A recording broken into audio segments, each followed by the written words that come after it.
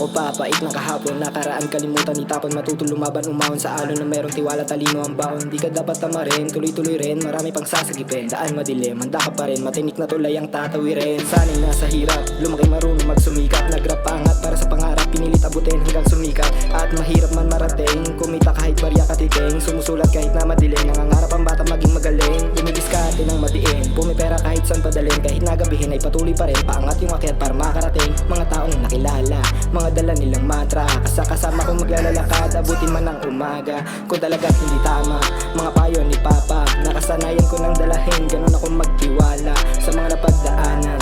Ayoko na ng agaran, sarili wag papabayaan. Dapat matuto lumaban, mga masama agad nilayuan. Di nakatulong yung katamaran, mga pagsisisi na sa hulihan. Ayoko na talaga pang balikan, mga kaibigan musta na dyan. Ingat palagi sa mga daan, mga desisyon, alam nyo na yan. Lahat ng pagsubok nalalagpasan. Eto talentong hindi ko namana, kahit itanong mo pa kay pathala. Nate man siya tipa tinatanikala, ang nagsilbi ko na rin papagana. Bata pa lang ito na ang kargada, mas matalim pag ako tumarasa. Bulag ako simula pagkabata, mga mata parang may katarata.